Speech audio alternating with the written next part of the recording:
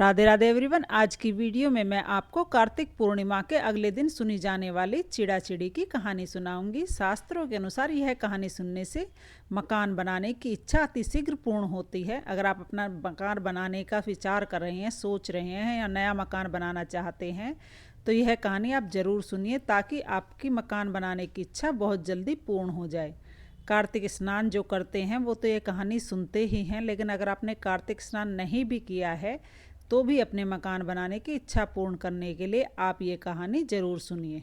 कार्तिक पूर्णिमा के दिन आप अपने घर पर या मंदिर में जहाँ पर भी यह कहानी सुने उस जगह को साफ कर लीजिएगा। साफ करके फिर उस पर आप चौक पूर लीजिएगा।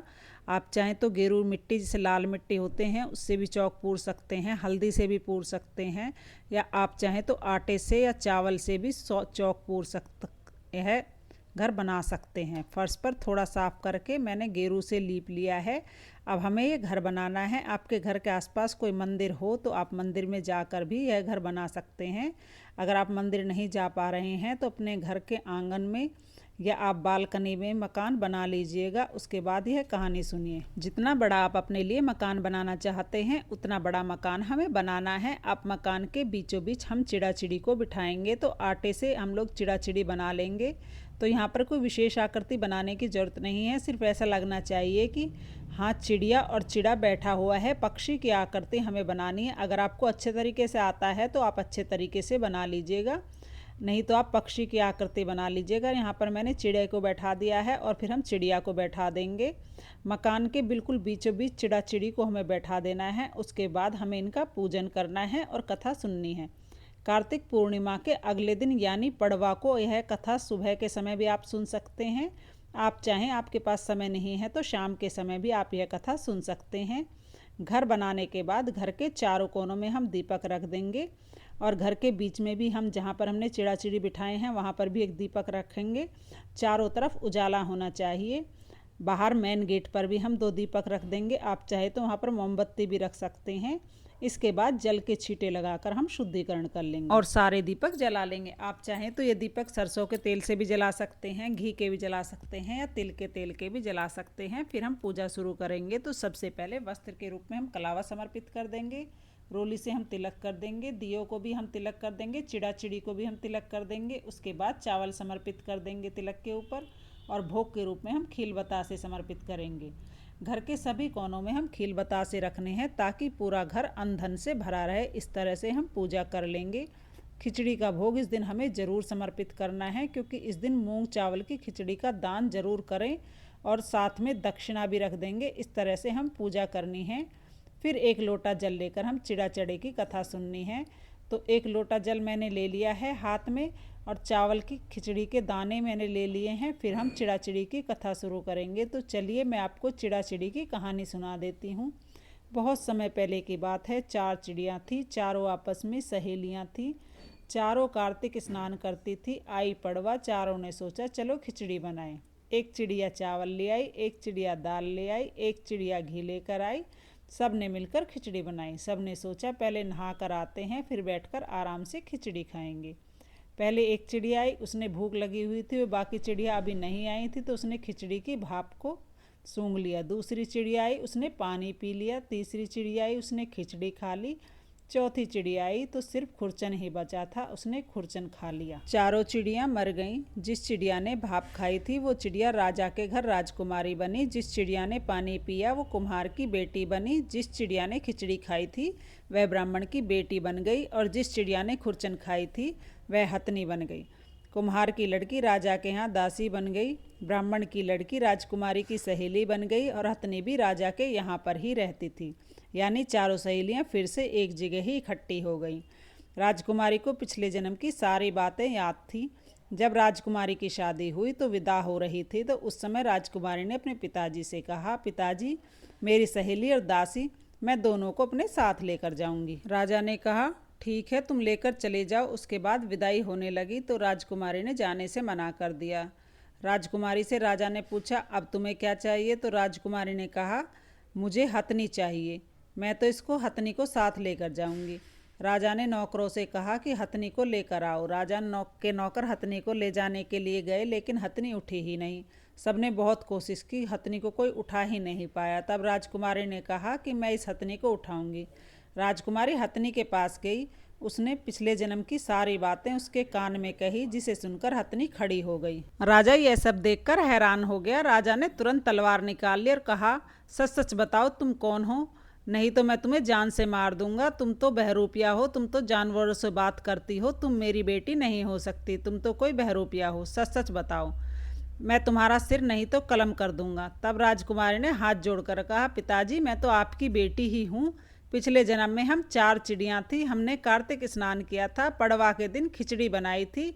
फिर सारी बात राजकुमारी ने अपने पिताजी को बता दी। राजा ने कहा, कार्तिक स्नान और पड़वा के दिन कहानी सुनने और खिचड़ी दान करने का अगर इतना बड़ा महत्व है, इतना बड़ा पुण्य है, फल मिलता है, तो हम भी कार्तिक स्नान जरूर करेंगे। पड़वा के दिन खिचड़ी बनाकर दान करेंगे और खिचड़ी खाएंगे। उसके बाद से राजा ने पूरे नगर में ढिंडोरा पिटवा दिया कि सभी लोग कार्तिक स्नान जरूर करें। कार्तिक पूर्णिमा के अगले दिन पड़वा को चिड़ा चिड़ी की कहानी सुने, अपने ठाकुर जी को खिचड़ी का भोग लगाएं और स्वयं भी खिचड़ी खाएं, खिचड़ी का ही दान करें। हे भगवान, जैसे आपने राजा की बेटी की सुनी, वैसे सबकी सुनना। इस कहानी को कहते सुनते हुंकारा भरते सबकी मनोकामनाएं पूर्ण करना, सबके घर को अन्न धन से भर देना, सबकी मकान बनाने की इच्छा पूरी करना। यह थी चिड़ा चिड़ी की कहानी। कोई भी कहानी अकेले नहीं सुनते हैं, इसलिए हमें गणेश जी की कहानी भी जरूर सुननी चाहिए। तो चलिए मैं आपको गणेश जी की कहानी सुनाती हूँ। एक बार एक बुढ़िया माई थी। बुढ़िया को कुछ भी दिखाई नहीं देता था, लेकिन वह बुढ़िया रोजाना गणेश जी का पूजन करती थी। बुढ़िया की पूजा से खुश होकर एक दिन गणेश जी आए और बोले, बुढ़िया माई मैं तुम्हारी पूजा से बहुत खुश हूँ, तुम्हें कोई वरदान देना चाहता हूँ, तुम वरदान मांग सकती हो। बुढ़िया ने कहा, भगवान मैं क्या मांगूँ, मैं तो मांगना ही नहीं जानती। तो गणेश जी बोले, कोई बात नहीं, तुम अपने बहू बेटे रिश्तेदारों से पूछ के बता देना, मैं कल फिर आऊँगा, तुम कल मांग लेना। बुढ़िया बोली, ठीक है। गणेश जी अंतर्ध्यान हो गए। बुढ़िया ने सोचा, अपने बेटे के पास गई, सारी बात बताई। बोली, बेटा मैं क्या मांगूँ। उसका बेटा बोला, माँ बहुत सारा धन मांग ले, दूसरी 7 पीढ़ियाँ बैठ के खाएंगी। बोली, बेटा ठीक है। फिर बहू के पास गई, बहू को सारी बात बताई। बहू बोली, मैं क्या मांगूँ। बहू बोली, माँ क्या करोगी, अन्न धन का असली धन तो पोता पोती होते हैं, अपने लिए पोता पोती मांग लो। बोली, तुम ठीक कह रही हो। यह कहने के बाद बुढ़िया अपनी सहेली के पास गई। सहेली बोली, क्या करोगी उस धन का और क्या करोगी पोते पोते का, आँख तो है ही नहीं, आँख मांग लो, तुम्हारा बुढ़ापा अच्छे से कट जाएगा। बुढ़िया बोली, बात तो तुम्हारी भी सही है। सबकी बात सुन के बुढ़िया रात को सो गई। रात को पूरी रात इसी सोच विचार में चली गई, सुबह क्या मांगू। सुबह हुई, गणेश जी फिर आए। बोले, बुढ़िया मांगो, क्या मांगना चाहती हो। बुढ़िया माई बोली, गणेश जी मांगना तो मैं जानू ना, अगर आप देना ही चाहते तो बस इतना दे दो कि मैं अपने सोने के महल में, सोने के पालने में अपने पोती पोती को झूलता हुआ देखना चाहती हूँ। गणेश जी जोर जोर से हंसने लगे। बोले, बुढ़िया माई मैं तो तुम्हें बहुत भोली समझता था, तुम तो बहुत चातिर निकली, तुमने एक ही बार में सब कुछ मांग लिया, आंखें मांग ली, पोता पोती मांग लिया, धन मांग लिया। गणेश जी महाराज सब चीज़ें देकर अंतर्ध्यान हो गए। हे गणेश जी महाराज, जैसे आपने बुढ़िया माई की सुनी, वैसी सबकी सुनना, सबकी मनोकामनाएं पूर्ण करना। इस तरह से हमारी चिड़ा चिड़ी की कहानी पूर्ण हो जाएगी।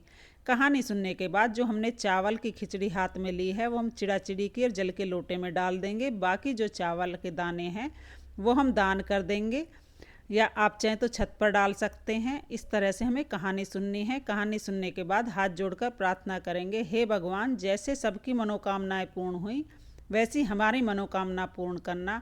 अगर कोई गलती रह गई हो तो क्षमा करना। इसके बाद जल का लोटा हम सूर्य देवता को अर्घ दे देंगे, और जो खील बतासे हमने भोग में समर्पित किए हैं, इसको प्रसाद के रूप में सभी के सदस्यों में बांट देंगे। इसके बाद जो खिचड़ी और दक्षिणा हमने चढ़ाई है, ये हमें दान करनी होती है।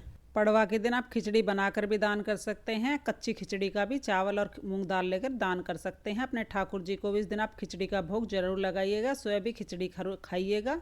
जैसा कि मैंने आपने बताया कि कार्तिक पूर्णिमा के अगले दिन पड़वा को आप चाहें तो पूजा सुबह में कर कर कहानी सुन सकते हैं, आप चाहें तो शाम के समय भी यह कहानी सुन सकते हैं। कहानी सुनने के बाद 3-4 घंटे जब हो जाएंगे, हमारे दीपक शांत हो जाएंगे, तब हम खिचड़ी को दान कर देंगे। और जो मकान हमने बनाया है, अगर आपने मंदिर में बनाया तो आप उसको ऐसे ही छोड़कर आ जाइएगा। अगर आपने घर में बनाया है तो कहानी सुनने के 4-5 घंटे बाद आप ये मकान साफ़ कर दीजिएगा। इस मकान को हमें कपड़े से साफ़ करना है, झाड़ू वगैरह नहीं लगानी है। ये आटा आप चाहे तो गाय को खिला सकते हैं, चींटियों को डाल सकते हैं। और चिड़ा चिड़ी हैं, खेल बतासे हैं, इनको भी आप भोग के रूप में चींटियों को डाल सकते हैं। चिड़ा चिड़ी की कहानी सुनने के बाद ही कार्तिक स्नान पूर्ण होता है। जो लोग कार्तिक स्नान करते हैं वो पड़ाक दिन ये कहानी ज़रूर सुनते हैं, क्योंकि इस कहानी के बिना कार्तिक स्नान पूर्ण नहीं होता है। जिन लोगों को अपना मकान बनाने की इच्छा है, वो मकान बनाने की सोच रहे हैं, वे इस कहानी को ज़रूर सुनते हैं, क्योंकि यह कहानी सुनने से मकान बनाने की इच्छा अति शीघ्र पूर्ण होती है।